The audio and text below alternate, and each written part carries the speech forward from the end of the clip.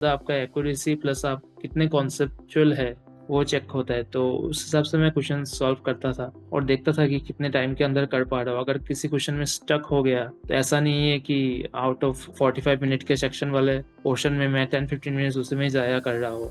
तो मेरा अटेम्प्ट करने के बाद आइडिया था कि 75 to 80 तो मार्क्स आ जाने चाहिए मेरे, तो प्रीलिम्स हो जाएगा। लेकिन जिस दिन रिजल्ट आया देखा कि क्लियर हुआ नहीं, तो तब काफ़ी डिमोटिवेशन हुआ था। और इंग्लिश में मैं कॉन्फिडेंट था कि अगर टफ पेपर भी आता है तो मैं एवरेज या एवो एवरेज मार्क्स स्कोर कर लूँगा।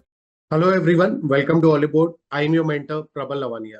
आज मेरे साथ है पराग रॉय, जिन्होंने क्वालिफाई किया है आईबीपीएस पीओ क्लर्क 2023 और currently as a PO working है सेंट्रल बैंक ऑफ इंडिया में। Hi Parag, welcome to Oliveboard. सबसे पहले पराग, मेरे को अपने बारे में थोड़ा सा बताइए, आपकी एजुकेशन क्वालिफिकेशन, आपका फैमिली बैकग्राउंड और आप मतलब कहाँ से बिलोंग करते हैं, थोड़ा सा एक इन्फॉर्मेशन दीजिए। Sir, my self Parag Kumar Roy, I am graduate in zoology, BSc zoology, और मैं डिब्रूगढ़ आसाम से बिलोंग करता हूँ। जैसे आपने बताया कि आपने जूलॉजी में ग्रेजुएशन किया हुआ है, तो जी सर। एकदम मतलब फील्ड आपके लिए बहुत अलग है, मतलब बैंकिंग में क्वालिफाई करना और बैंकिंग बैंकिंग के लिए प्रिपरेशन करना। तो क्या मोटिवेशन था, मतलब आपकी फैमिली में कोई गवर्नमेंट जॉब में या बैंकिंग में कोई है? जी, एक्चुअली सर, मैं जब ग्रेजुएशन कर रहा था तो इनिशियली तो during the first year of graduation तो मेरा प्लान था कि मैं आफ्टर ग्रेजुएशन मास्टर्स परस्यू करूँगा।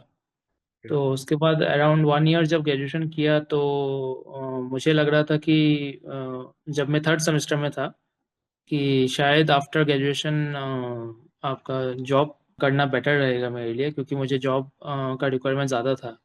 तो तब मैं डिफरेंट डिफरेंट एग्जाम्स के लिए मतलब अपेयर कर रहा था। जैसे आपका उस टाइम मेरे हाथ में था एसएससी सीएचएसएल, हम्म। फिर आपका आरआरबी एनटीपीसी, ये सब था। हम्म। और बैंकिंग के बारे में तब नॉलेज इतना ज़्यादा नहीं था। बट धीरे धीरे मुझे मालूम चला कि बैंकिंग में भी काफ़ी स्कोप है और बैंक का प्रोसेस बाकी कंपैरेटिवली काफ़ी स्मूथ और फास्ट है recruitment process. So during my last year of graduation, जब फिफ्थ सेमेस्टर था, तब आई थिंक मतलब हम्म। कोविड का टाइम चल रहा था, तो 2020 के अराउंड होगा। तब मैंने जस्ट ऐसे रफली मतलब यूट्यूब में वीडियोस वगैरह देख रहा था एजुकेटर्स का कि बैंक का सिलेबस कैसा होता है, स्ट्रक्चर हम्म। कैसा होता है एग्जाम का। तो तब से मेरे मतलब बैंक के प्रति इंटरेस्ट आ गया कि मैं आफ्टर ग्रेजुएशन बैंकिंग ही परस्यू करूँगा और शायद मैं क्रैक कर सकूँगा विद इन 1-1.5 ईयर या 2 ईयर्स के अंदर।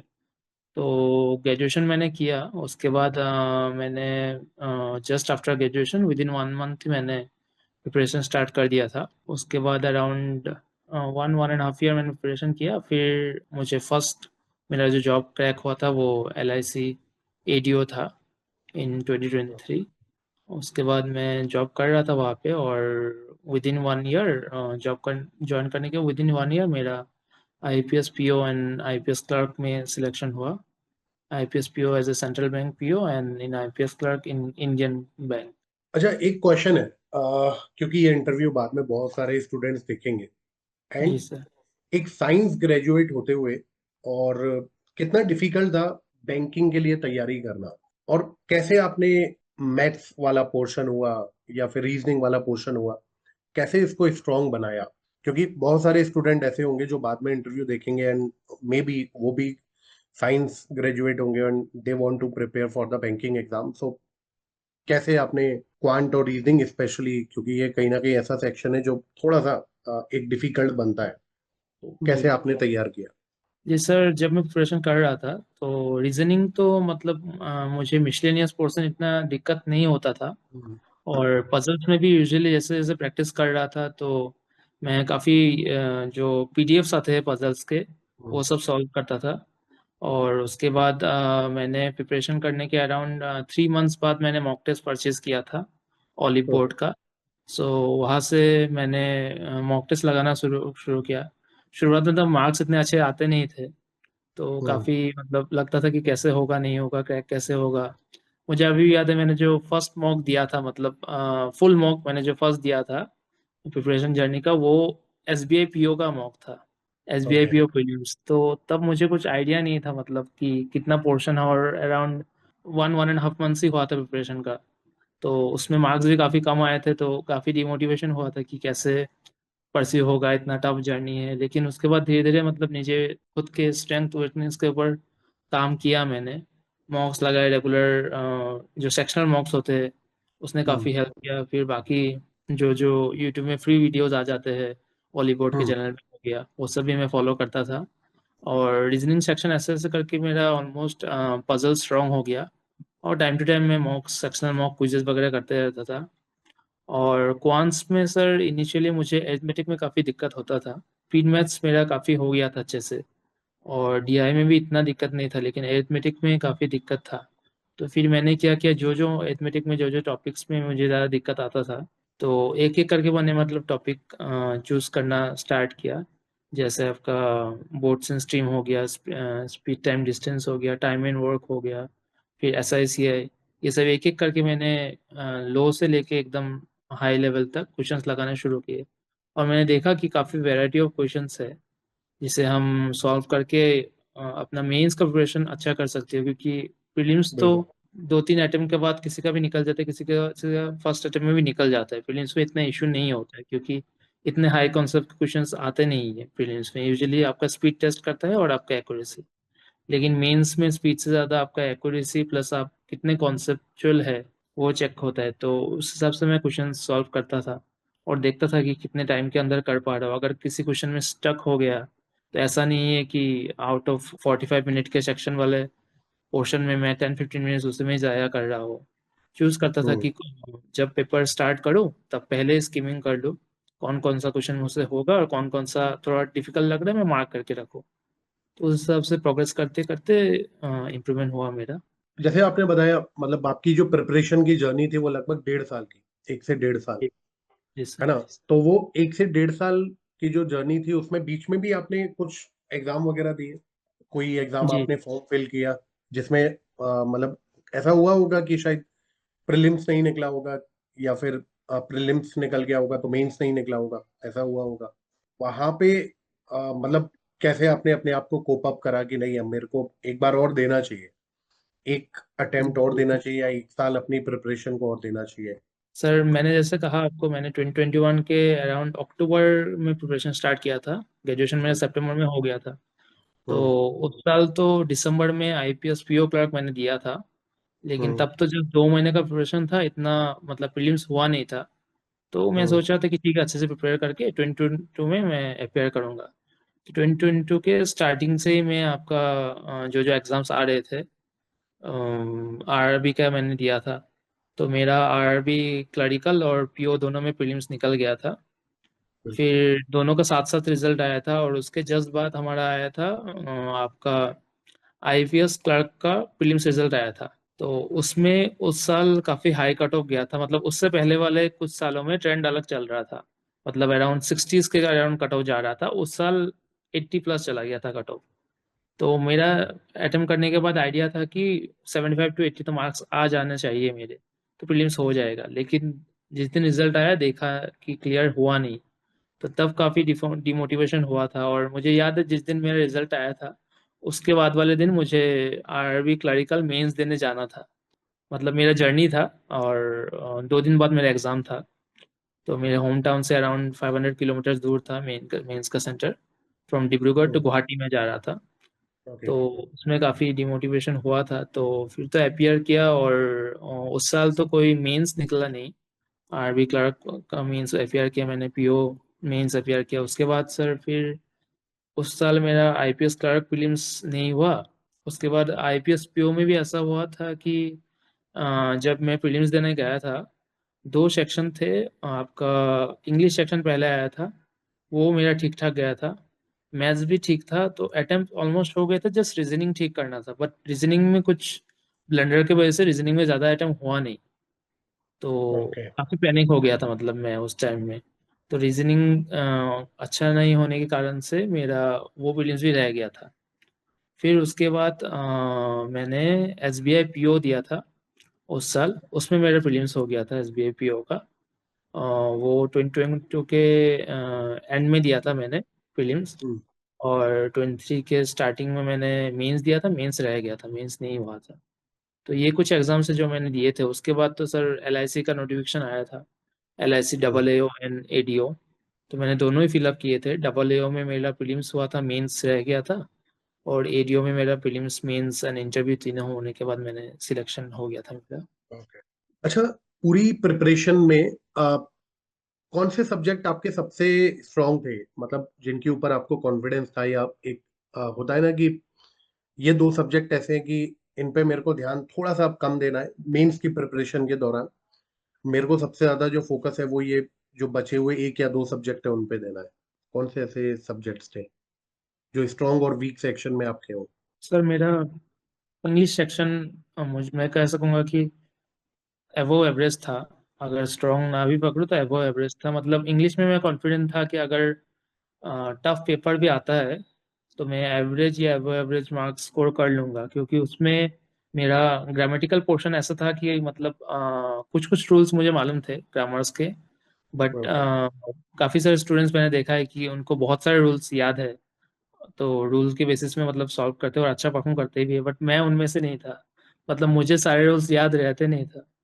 तो मैं क्या ओके। करता था, रीडिंग के ऊपर मैं काफ़ी फोकस करता था।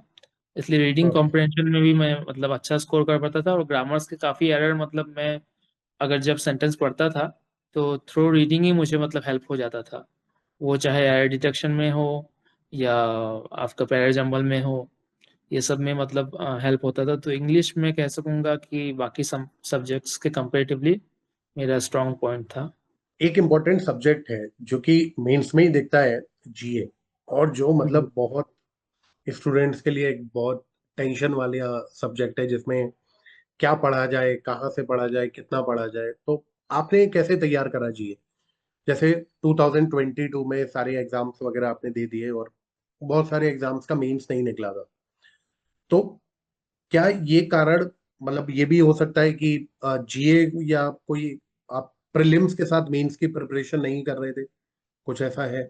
सर 2020 में जब मैं प्रिपेयर कर रहा था तो इनिशियली स्टार्टिंग के 3-4 मंथ्स तो मैं रेगुलर मेंस के लिए भी आपका GA के नोट्स बनाता था मैं। हम्म। तब GA के ओके। रेगुलर नोट्स बनाता था। तो उसके बाद जब अराउंड अप्रैल मई मंथ पार हो गया मेरा, उसके बाद जब RRB का एग्जाम्स आने लगा, तब वो GA का प्रैक्टिस, मतलब नोट्स बनाने का हैबिट थोड़ा छूट गया था। तो उसके वजह से क्या हुआ, जब एग्जाम का टाइम आया लास्ट मोमेंट में GA ज़्यादा रिवीजन हो नहीं पाया। तो हम्म। GA एक सेक्शन, मतलब उस टाइम में मैं थोड़ा स्ट्रगल कर रहा था कि कैसे टाइप के क्वेश्चन आ सकते हैं, कैसे टाइप के क्वेश्चन पढ़ना है। क्योंकि आजकल तो जैसे देख रहा हूँ मैं, जब एग्जाम क्लियर किया था कि बैंकिंग अवेयरनेस में ज़्यादा फोकस होता है as compare to current affairs. और करंट अफेयर्स अगर आते भी है तो बैंकिंग रिलेटेड ही ज़्यादातर आते हैं। बिल्कुल। RBI सर्कुलर से भी काफ़ी कुछ आते हैं। बिल्कुल। तो ये सब के मैं करंट अफेयर्स तो रेगुलर फॉलो करता था। जो ऑलिव बोर्ड का यूट्यूब में भी सेशंस आता था वो भी हम्म। फॉलो करता था। तो उसमें मुझे मतलब कौन कौन सा कंटेंट पढ़ना है उसमें थोड़ा डाउट था, मतलब उस समय में, इसलिए स्ट्रगल कर रहा था। लेकिन धीरे धीरे वो मैंने रेक्टिफाई किया कि बैंकिंग में भी ज़्यादातर मतलब फोकस करना है, दोनों को इक्वली लेके चलना है, करंट और बैंकिंग को। तो इस हिसाब से मैं हम्म। नोट्स बना के और टाइम टू टाइम रिविजन करता था। फिर जो वीकली मॉड्यूल आता है या जो मंथली कैप्सूल आता है वो सब पढ़ता तो था एग्जाम से पहले।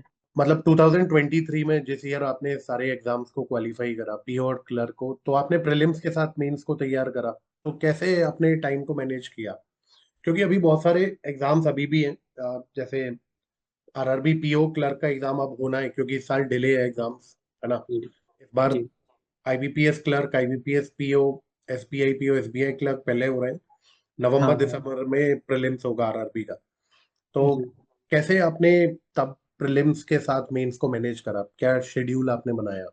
जी सर, जैसे मैंने कहा प्रीलिम्स के लिए तो मुझे मतलब इंग्लिश में तो मैं कॉन्फिडेंट था। मतलब हम्म। मॉक्स में रेगुलर लगाता था, देखता था मेरा परसेंटाइल कैसे आ रहा है फुल मॉक में ही। और रीजनिंग में भी मतलब मैं मिसलेनियस करता था क्विज़ेस से ज़्यादातर। क्योंकि हम्म। इनिशियली ऐसा एक टाइम था 2022 में जब मिसलेनियस में मेरा काफ़ी गलत होता था। थोड़ा थोड़ा सिली ओके। मिस्टेक्स की वजह से पजल्स अच्छे से हो जाता था। तो उसमें मैंने क्विज़ेस लगा के इम्प्रूव किया। तो रीजनिंग में मॉक के बेसिस पे करता था, और जो टफ लेवल का पजल्स था वो मतलब मैं पीडीएफ्स वगैरह से करता था। और मेंस मॉक भी देता था, वीकली अराउंड 2 मॉक्स दे देता था मेंस का, उसका प्रॉपर एनालिसिस करता था कौन सा क्वेश्चन रह गया, कौन सा गलत हुआ, अगर कोई सही हुआ है तो उसमें ज़्यादा टाइम तो नहीं लगा है, ये सब करता था। और क्वांट्स के लिए जैसा मैं कहूँगा कि प्रीलिम्स लेवल में तो डीआई में फोकस था। डीआई और हम्म। स्पीड में तो ज़्यादातर फोकस था, क्योंकि आउट ऑफ 35 थे तब, 35 मार्क्स के थे तब। हम्म। तो अराउंड 35 में से डीआई और स्पीड मैथ्स मिला के 20+ मार्क्स के तो आ जाते थे। बिल्कुल। तो उसमें फोकस था। और अरिथमेटिक में मैं कोशिश करता था मिक्स अरिथमेटिक करने के लिए। मिक्स जो क्वेश्चन आते हैं अरिथमेटिक के, उस हिसाब से कर करके स्कोर अपना इम्प्रूव करता था, देखता था कि मेरे मार्क्स कैसे आ रहे हैं, उसमें 30 के करीब आ रहे हैं कि नहीं, क्योंकि प्रीलिम्स में मालूम था कि स्कोर ज़्यादा करना पड़ेगा। तो उस हिसाब से फोकस बिल्कुल। करता था मैं। मेरे को जनरल अवेयरनेस के लिए बताइए कि आपने क्या पढ़ाई करी, क्या टॉपिक्स को ज्यादा तैयार करा, और कितने मंथ्स का आपने सारी चीजों को कवर अप करा। जी सर, जर्नल अवेयरनेस का जैसे मैंने देखा था 2022 में एग्जाम देने के बाद, कि हम्म। एक्सेप्ट आरआरबी, क्योंकि आरआरबी में थोड़े मतलब 6 मंथ्स पुराने भी पूछ रहे थे वो लोग, कुछ कुछ एक दो चार क्वेश्चन, लेकिन बाकी एसबीआई और आईबीपीएस का जो स्ट्रक्चर था उसमें मैक्सिमम क्वेश्चंस वो लोग लास्ट एग्जाम होने के लास्ट 3 to 4 मंथ्स पहले के क्वेश्चन से आ रहे थे ज़्यादातर। और ऐसा पैटर्न था कि सपोज आपका एग्जाम अक्टूबर में है, तो जुलाई अगस्त सितंबर से किसी एक महीने से काफ़ी ज़्यादा क्वेश्चंस आएंगे। सपोज उन्होंने अगस्त पकड़ लिया या सितंबर पकड़ लिया या जुलाई पकड़ नियरेस्ट लिया। मंथ होगा। हाँ, नियरेस्ट मंथ से किसी एक महीने से हम्म। अराउंड जीए में 70-80% क्वेश्चन वहां से आते थे, बाकी 2 महीने से 20% आते थे। तो कोशिश करता था कि लास्ट के जो 3-4 मंथ्स है, एटलीस्ट 4 मंथ्स उसको अच्छे से कवर अप कर लूँ। जो जो इम्पोर्टेंट पोर्सन है, जैसे डिफेंस न्यूज़ हो गया, फिर इंटरनेशनल न्यूज़ हो, कहीं कोई सबमिट हो गया, कहीं कोई मीटिंग है, ये सब अच्छे से कवर कर लो। अवार्ड्स किसको क्या मिले, स्पोर्ट्स में कौन सा क्या अवार्ड है, ये सब कवर अप कर लो। क्योंकि क्वेश्चन जैसे जैसे एग्जाम्स में देख रहा था 2022 में कैसे टाइप के क्वेश्चन आ रहे थे, और जीए का पैटर्न भी मैं जब एग्जाम दे रहा था उससे पहले 1-2 साल पहले पैटर्न काफ़ी सिंपल था, मतलब जितना हम्म। मैंने सुना था अपने सीनियर्स से। लेकिन ड्यूरिंग 2021-22 पैटर्न काफ़ी चेंज हो गया था। बैंकिंग में काफ़ी फोकस हो रहा था, मतलब शिफ्ट वो करंट अफेयर से बैंकिंग की तरफ ज़्यादा कर रहा था।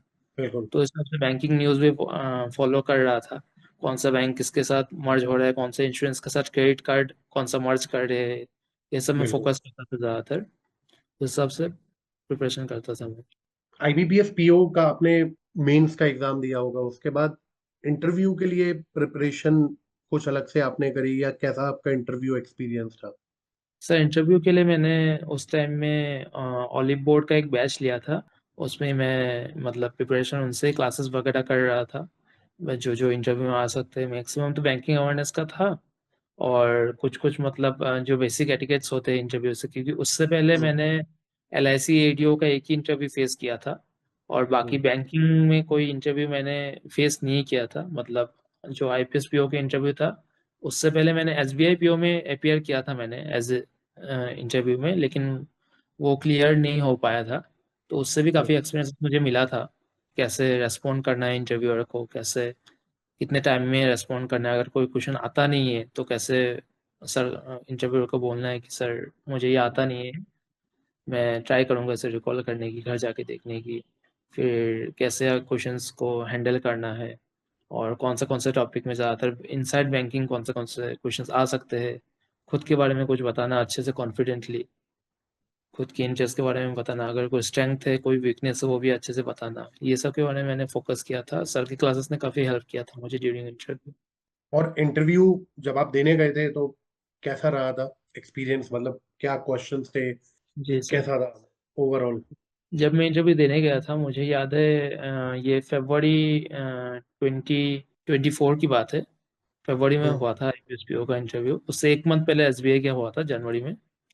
और आईपीएस का इंटरव्यू फरवरी में हुआ था, तो मेरा मॉर्निंग शिफ्ट था। और तब गुवाहाटी में मेरा इंटरव्यू था। तो काफ़ी मतलब कोल्ड वेदर था, ऐसे मतलब इंटरव्यू देने जाऊंगा और एक नर्वसनेस भी रहता ही है सबके अंदर। तो बिल्कुल। वहाँ जाने के बाद मतलब पहले तो ये रहता है कि काफ़ी डॉक्यूमेंट वेरिफिकेशन का प्रोसेस होता है, तो वो अच्छे से निकल जाए। तो वो सब जो जो था, और उस टाइम में जैसे एलआईसी में जॉब भी कर रहा था, हम्म। तो जो जो प्रोसीजर था एनओसी वगैरह सब कुछ अच्छे से हो गया था इंटरव्यू का। उसके बाद जब कॉल अप आया तो मैं इंटरव्यू पैनल के रूम के अंदर गया, तो बैठने के बाद सबको ग्रीट किया। और उसके बाद मतलब मुझे जो पैनल मिला था, फॉर्चुनेटली मतलब काफ़ी अच्छे थे, मतलब पैनल मेंबर्स काफ़ी सपोर्टिंग थे। ओके। मतलब स्टेट टू स्टेट क्वेश्चन पूछ रहे थे, बट मतलब they were making me very comfortable. Questions handle करने में मुझे मतलब इतना दिक्कत हुआ नहीं। और अगर वो मेक श्योर कर रहे थे कि अगर कोई कैंडिडेट मतलब नर्वस है तो उसे काम डाउन किया जाए। तो इसलिए ओवरऑल मेरा इंटरव्यू ठीक ही था, और देने के बाद मतलब मैं कॉन्फिडेंट था कि अगर मेंस में स्कोर ठीक आता है तो मेरा इंटरव्यू निकल जाना चाहिए, मेरा सिलेक्शन हो जाना चाहिए। अच्छा, आपकी तरफ से कोई फाइनल मैसेज स्टूडेंट्स के लिए जो लोग प्रिपरेशन कर रहे हैं, या फिर जो लोग 2026 के लिए प्रिपरेशन स्टार्ट करेंगे बैंकिंग इंश्योरेंस एग्जाम्स के लिए, जी आपकी तरफ से कोई फाइनल मैसेज? जी सर, मैं यही कहना चाहूँगा जो कैंडिडेट्स प्रिपेयर कर रहे हैं या स्टार्ट करने वाले हैं उनको, कि कंसिस्टेंसी आप मेंटेन कीजिए। मतलब ट्राई कीजिए, अगर आप किसी सोर्स से पढ़ रहे हैं या कोई ऑफलाइन है ऑनलाइन कोचिंग जहाँ भी आप कर रहे हैं, ट्राई कीजिए कि बी कंसिस्टेंट। अगर कुछ डाउट होता है तो उसको साथ ही साथ फॉलो अप करना अपने टीचर के साथ, कि सर इसको कैसे सॉल्व करते हैं। और टाइम टू टाइम अगर आपका जब प्रिपरेशन थोड़ा आगे बढ़ जाएगा तो आप मॉक्स परचेज करें। बिल्कुल। और मैं मतलब मैंने जब प्रिपरेशन स्टार्ट किया था तब भी मैं देख रहा था कि ऑलिव बोर्ड के जो मॉक्स थे वो काफ़ी स्टैंडर्ड लेवल के थे, तो उनको भी आप परचेस कर सकते हैं। और उसमें काफ़ी मतलब मेंस और प्रीलिम्स काफ़ी अच्छे से कवर अप हो जाता है। और उस हिसाब से प्रिपेयर करें, कंसिस्टेंट रहे और ट्राई करें कि एग्ज़ाम में मतलब पैनिक नहीं होने के लिए, अगर कोई क्वेश्चन रह भी जाता है तो अगले क्वेश्चंस में आप फोकस कर सकते हैं। अगर कोई सेक्शन ठीक नहीं जाता है तो अगले सेक्शन में ठीक करके आप परफॉर्म कर सकते हैं। और बैंकिंग में साल में 6-7 एग्ज़ाम तो होते ही है, तो बिल्कुल। चांसेस काफ़ी है आपके पास परफॉर्म करने के लिए। जस्ट ट्राई कीजिए, अगर कोई एग्ज़ाम अच्छा जाता भी नहीं है तो डिमोटिवेट नहीं होने का, ट्राई कीजिए उसमें क्या गलतियाँ हुई उसको रेक्टिफाई करके अगले में अच्छे से परफॉर्म करने का। चलिए, थैंक यू सो मच पराग। आपका कहीं ना कहीं एक एक मोटिवेशन बहुत इंपॉर्टेंट है, क्योंकि साइंस बैकग्राउंड से आते हुए और इतनी जर्नी, 1 डेढ़ साल में सारे एग्जाम्स को निकालना, वो भी टॉप नॉच एग्जाम्स को आपने क्वालिफाई किया। शानदार। चलिए, thank you so thank much. And आगे आपका मतलब क्या प्लान है इसमें? आरबीआई के लिए प्रिपरेशन करने का, या सेट बी के लिए कुछ? आरबीआई ग्रेड बी के लिए प्रिपरेशन करने का मेरा मन है। प्लानिंग मतलब अभी तक मैंने प्रिपरेशन अच्छे से स्टार्ट किया नहीं है। थोड़ा ओके। मतलब लास्ट 1 ईयर तो हमारा प्रोफेशन का फर्स्ट ईयर था, तो काफ़ी हम्म। ट्रांसफर वगैरह हो रहे था। अभी सेकेंड ईयर प्रोफेशन में हो, तो जब ओके। तो यहाँ थोड़ा नए प्लेस में थोड़ा सेटल हो जाए तो मैं मतलब आरबीआई ग्रेड बी के लिए मैंने सोचा है। चलिए, very good and congratulations once again, thank you so much. Thank you sir.